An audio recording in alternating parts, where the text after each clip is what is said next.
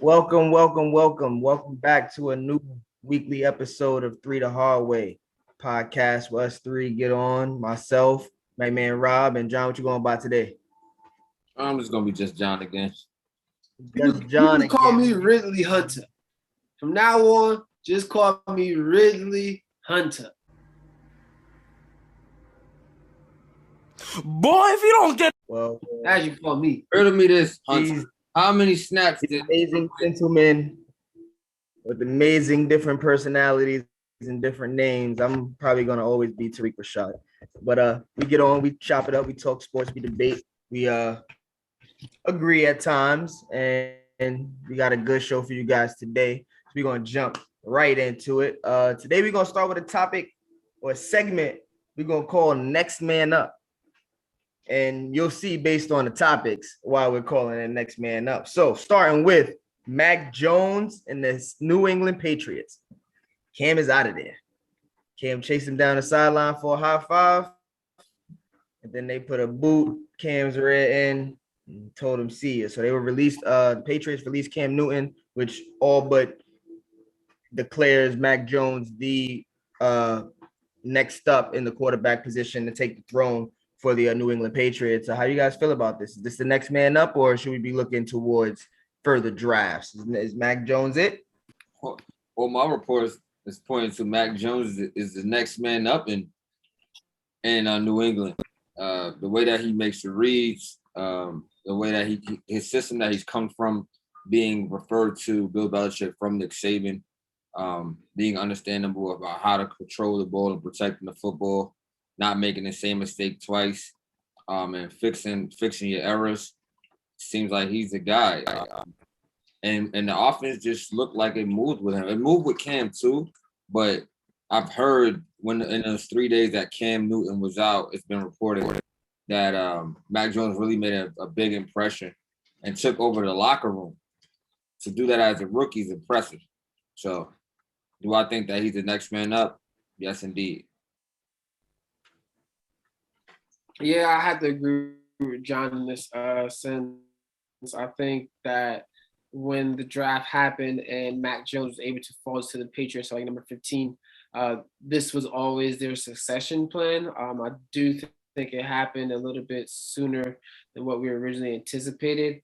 But then when you just look at like what Cam did last year, and I know like they say Josh McDaniels is this amazing offensive guru, and you have the weapon of Cam Newton, but he had the worst season of his career last year. Like he's threw more touchdowns, he threw more interceptions than touchdowns, career low in passing yards by far. He's dealing with different issues. I know he had like COVID issues, but like that was not the Cam Newton that we know and love. And it's unfortunate to see him go. I'd rather see him, still be having a job in the NFL and still be on a team. But ultimately, Bill does what Bill does. So I definitely think it's Matt Jones' job now for sure. Yeah, Rob, I agree with both of you guys. And just to piggyback off of what you said when it comes to Bill doing what Bill does, he's not a big distractions guy. He's not a big one man is bigger than or just as big as the team. Even with Tom Brady being there, you never really felt like we all knew it was Brady's team, but we all knew it was Bill running the show at the same time. With the superstars that we had in the past with Randy Moss and guys like that were able to dumb down their personalities in the Patriots locker room. If in my opinion, if Cam's not playing, eventually he becomes a distraction. We're talking about an MVP quarterback who still feels like he has more in the tank. And I don't necessarily know if he's right or wrong there. What we saw last year wasn't it didn't look good.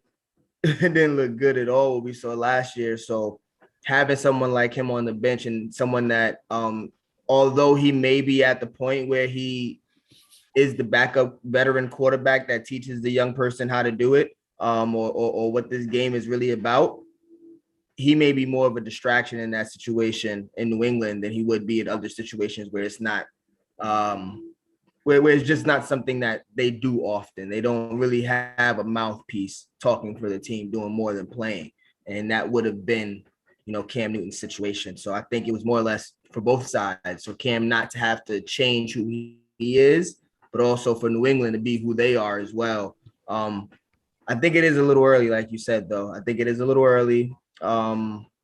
This would be the first situation that I can think of in New England where the starting quarterback is a rookie. Matt Castle had some time there. Jacoby Brissett had some time there. All those guys, even Jimmy Garoppolo. I mean, those guys all had time. Tom Brady before actually stepping into that position. But I also believe that this isn't a win or bust situation for the Patriots like it's been for the last 20 years. So this would be a good time to get the rookie in and get him some reps and win or lose, compete, and see if he's the guy for the future.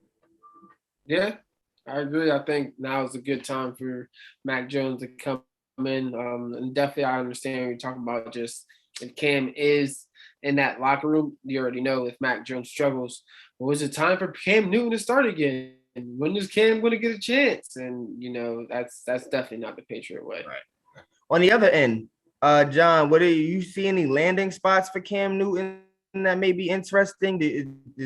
Does Cam play this year? Where do you see a situation where he could be playing? Dallas right now needs a quarterback because of Dak's uncertainty. Don't know if he's going to be able to play. He's almost like Dak is in a spot where like Jacob deGrom, like he's good one day and then the next day you don't know what's happening with him. So for the Cowboys, I would look into signing a Cam Newton depending on the Dak Prescott situation. But the way that the league is trying to be a backup in a situation where you can. Yeah, because I don't think that he's right now. I don't think that teams believe that he can start. He will almost be like in a Michael Vick situation with Philly, where he gets signed and people see potential in him, but don't really buy into him as a starter. And then you got to wait for the guy to get hurt, and then he proves himself. I feel like that's the situation that Cam is in right now. I definitely think that he has a lot more left in the tank. I feel like he can play, but I think that he needs to be on a team where that believes in him and actually allows him to play his game and play the game of football without, the pressure that's being thrown on him already. I feel like if he comes in as a backup, he won't have to deal with that as much. Rob, is Houston a possibility?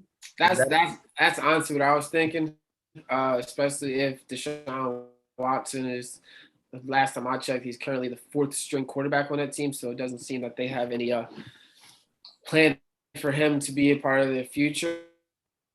I think Houston would be the destination for him. Not ideal just because it's a little bit of a moribund franchise at the moment, but I think Houston definitely would be the destination that comes off the top of my head. All right, let's move to the NFC. And another next man up. We're gonna rehatch the Trey Lance, Jimmy G conversation as the preseason comes to an end. And Trey Lance has been nothing but spectacular.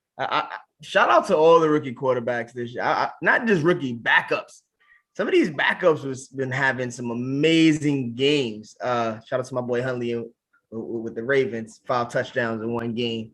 But back to Jimmy G and Trey Lance. Who's the next man up, man? Who's starting? Are they sharing snaps? Is that something that's coming out of San Francisco? What do you guys? I know we touched on this before, but who's the next man up? Who's starting game one? Who's starting week 1 for the San Francisco 49ers? The tea leaves that I'm reading is pointing towards Jimmy Garoppolo starting week 1. This does not mean that Trey Lance won't get series. I do believe they do have some packages set up for Trey Lance to come in and showcase his abilities. But ultimately, I believe they asked Jimmy G, who's going to be the starter week 1? And he had this really convincing grin on his face that us know, as analysts and people who do this on a regular basis. We look for every little thing and every little sign that is pretty much a done deal that he's going to be starting week 1.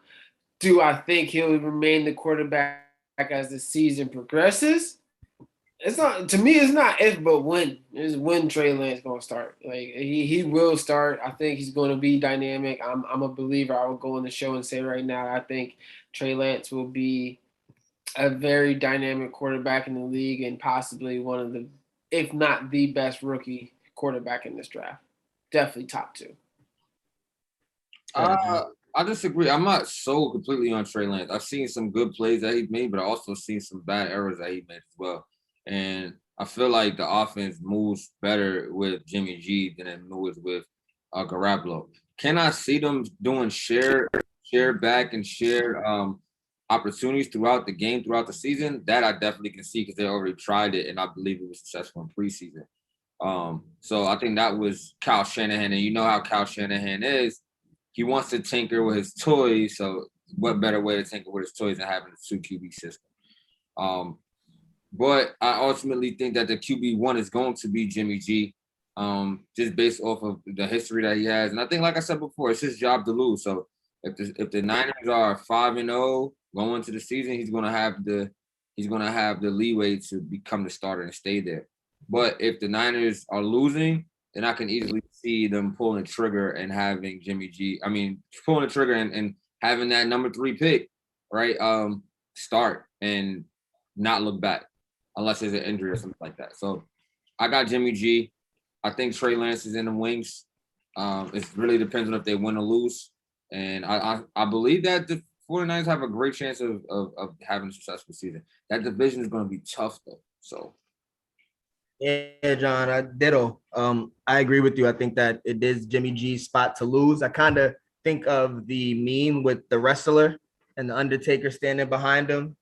And I feel like that's the situation with Jimmy G and Trey Lance. Like everybody wants him to be the guy. The city is for Trey Lance. The league seems to be for Trey Lance. He almost has that LaMelo Ball feel coming into this in a football sense. So I'm looking, and I'll just continue to throw analogies out there. I'm looking at in my opinion, like an Alex Smith, Patrick Mahomes situation where the Chiefs are good and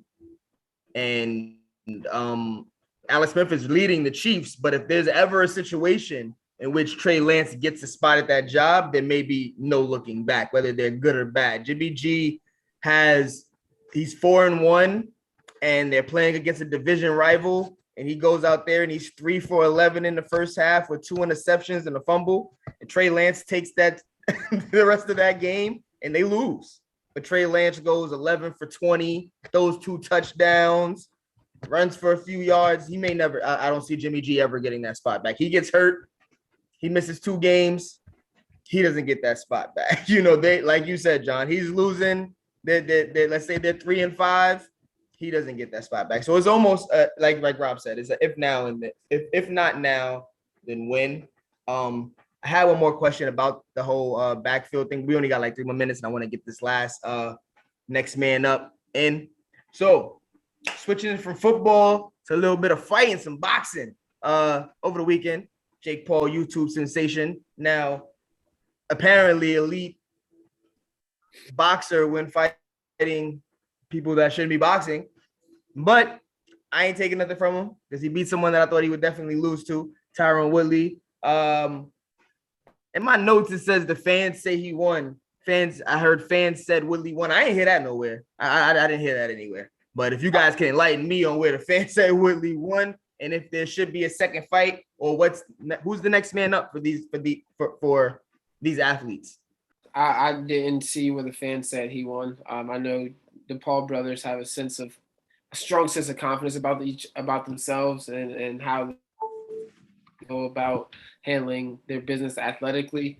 Possible rematch, I think it is possible, but I just want to go on record and say I'm pleasantly surprised with these Paul brothers, man.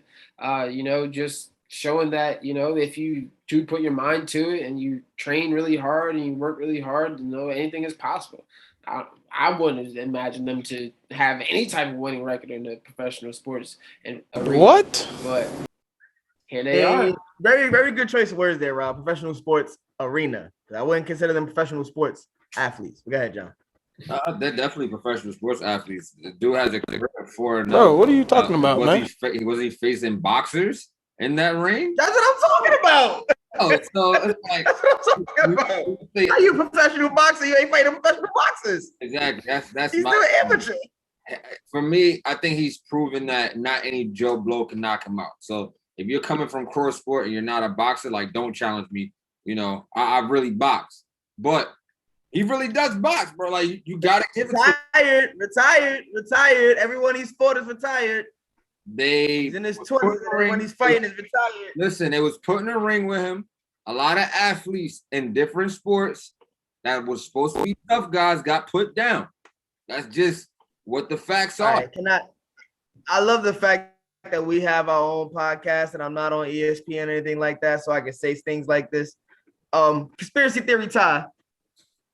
All 4 of these athletes are retired and have done other things to get the bag after retirement. Nate Robb was in Big 3.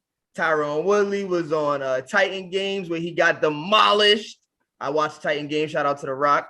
Is it possible, John? I really want to hear your opinion. Is it possible that the brothers are doing some really good promoting? They're really good at that, social media experts, and they're getting the bag for these fights, and they may be paying these guys to not necessarily train as good or necessarily win. Tyron Woodley almost rocked him through the ropes. The man falls out the ring through the ropes. This fight is over.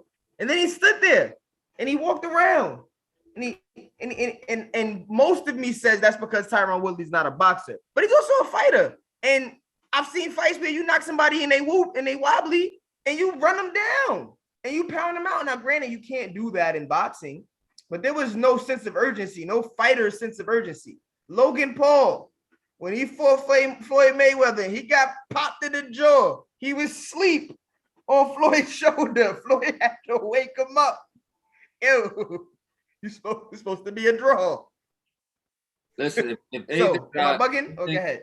If there's anything that I've learned from all of these events is that the Paul brothers are showmen, and they understand the aspect of entertainment, and they know how to put on a show. They know how to promote. They know how to carefully select their opponent, like Floyd Mayweather. Right, where I know that I'm going to win type situation, or if I lose, it's not really that big of a deal because I'm fighting against the greatest boxer of all time, arguably. You haven't lost yet, so it's not really a loss for them, right? So, well, for Logan Paul, but for Jake, I really think that Jake takes this seriously.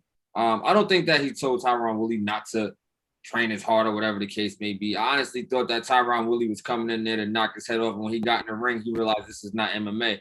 So when you get an opponent on the ropes in MMA, when they go down, you ground and pound. Ain't no ground and pound in boxing. You gotta be ready to take them punches right as you throw them. And I don't think that Tyron Woodley was ready for that.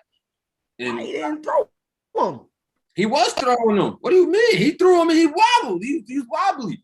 But at the same time, he knocked him and then he let that man walk to the other side of the ring. If you watch the fight with his arm up doing this. If you watch the fight, you seen Jake Paul hit him with a lot of combinations. They might have not had wobbled Tyron Woodley. Well, Tyron Woodley was getting rocked in that ring. Like it wasn't like he wasn't getting popped. So when you get in the ring and you Jake Paul is a better boxer, in my opinion. Jake Paul is, so can I ask you this as the final question on this segment? Is it time for Jake Paul to fight someone that's actually in the arena of what he's trying to do? He need to fight a boxer, bro. I'm tired of it. Or is what he's trying to do? Nah, he need to fight somebody. Rob, what you think? You said you're pleasantly surprised, Rob. I would love to see him fight some sort of professional boxer, not mixed martial artist or even if it's a retired boxer. I'll take a retired boxer. No, I want to see him fight. Even if it's like somebody who's on the come up, I want to see him fight like a legitimate fighter. Copy. All right, y'all. That's all we got for this segment. Check us out on the next slide for the following segment is 3 the hard way.